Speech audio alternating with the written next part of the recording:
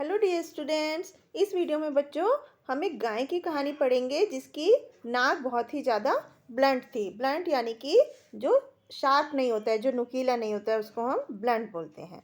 तो एक बार इन Hamlet Hamlet मतलब एक गांव में ब्रिस्बेन के पास एक गाय रहती थी जिसकी नाक जो थी वो नुकीली नहीं थी। तो उसका ये जो नाक थी वो किसी दुर्घटना की वजह से नहीं थी, वो बचपन से ही इसी तरह से बॉर्न हुई थी, पैदा हुई थी। उसकी माँ बहुत खुश थी जब वो पैदा हुई क्योंकि उसको एक गर्ल चाइल्ड चाहिए था। तो उसकी माँ ने उसको एक प्रिंसेस, एक राजकुमारी की तरह पाला। और but other always made a mockery of her due to her blunt nose. लेकिन जो दूसरे लोग थे वो हमेशा उसकी मोकरी मतलब उसकी मजाक बनाते थे क्योंकि उसकी नाक अच्छी नहीं थी, नुकीली नहीं थी। तो दे फाउंड अगली क्योंकि उन्हें वो भद्दी लगती थी और जो लोग थे। तो शी वॉज ऑलवेज डिसअपॉइंटेड। वो हमेशा इस बात अपनी ज़िंदगी से निराश थी, वो खुश नहीं थी। उसने अपना पूरा बचपन अकेले ही बिताया। उसकी माँ हमेशा उसको कंफर्ट फील कराने की कोशिश करती थी और उसे बताती थी कि वो जैसी भी है वो बहुत सुंदर है। लेकिन उसके सारे जो भी कोशिशें थी उसकी माँ की, वो सब बेकार हो गई थी क्योंकि वो गाय अपने आप को बहुत ही हीन दृष्टि से देखने लगी थी। यहाँ तक कि उसने अपने आप को शीशे में देखना भी बंद कर दिया था। She felt एक्सक्रूसिएशन।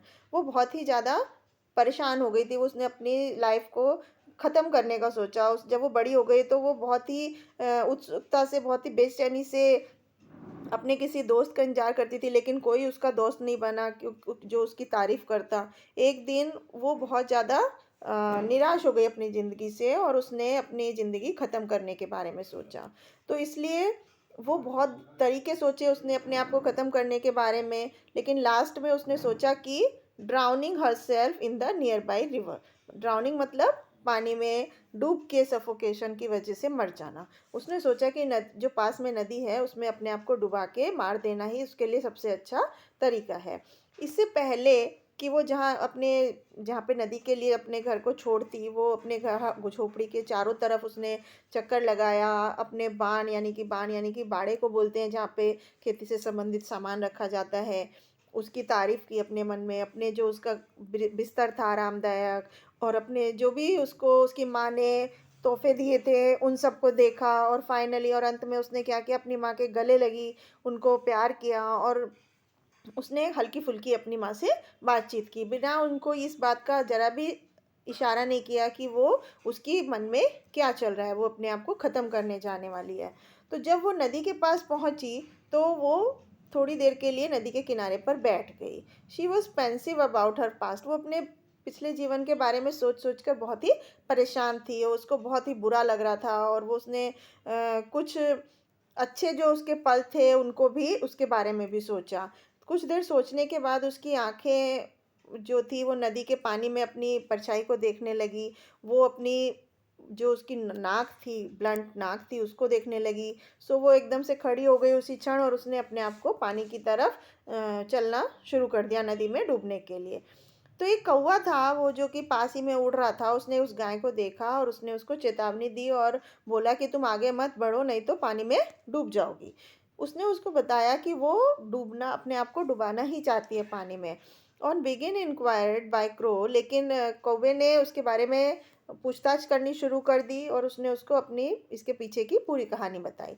तो उस कौवे को उस गाय पर बहुत दया आई और उसने उसको बताया कि उसको अपने आप पर शर्मिंदा होना चाहिए। इसलिए नहीं कि वो देखने में भद्दी है, लेकिन इसलिए कि उसने अपनी जीवन को ख़त्म करने के बारे में सोचा, दूसरे और इस बात की परवाह करके दूसरे लोगों से प्रभावित होके कि वो उसके बारे में क्या सोचते हैं या दुनिया उसके बारे में क्या सोचती है।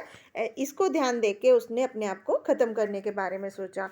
तो उस कौवे ने उसको एक्सप्लेन किया, उसको बताया, विस्तार से डिटेल में बताया कि वो पूरा का पूरा काला होता है कौवा और देखने में भी अच्छा नहीं होता, भद्दा होता है। उसकी आवाज़ भी एकदम हॉरस मतलब बहुत ही रफ़ होती है। लेकिन उसने अपने को अपने जीवन जीना कभी नहीं छोड़ा क्योंकि उसने कभी ऊंचे आसमान में उड़ना नहीं ख़त्म किया। उसका ही रीज़न टू हर, उसने उसको वो कारण बताया और बोला कि तुम्हें भी जीना चाहिए। अपने नए नए चीज़ों के बारे में एक्सप्लोर करो, अपनी नई जगह पर जाओ हर रोज़, क्योंकि जो ज़िंदगी है वो बहुत ही खूबसूरत है और हमें उसकी तारीफ़ करनी चाहिए। यदि वो if she couldn't admire life, यदि वो अपने जीवन की प्रशंसा नहीं कर सकती, तो दूसरों से कैसे उम्मीद कर सकती है कि वो उसके बारे में तारीफ़ करेंगे।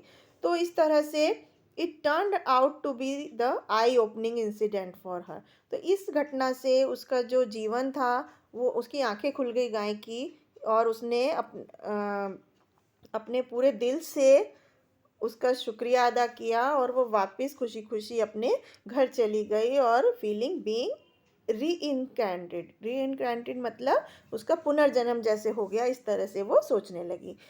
आफ्टर दैट डे, उस दिन के बाद उसने अपने दोस्त बना पाई, और उसने अपना जो सोचने का तरीका था वो एकदम बदल दिया, और उसकी शादी हुई, और वो एक अपने जीवन के छोटे से जो लाइफ बची हुई थी उसमें वो खुशी-खुशी रहने लगी सेटल होके।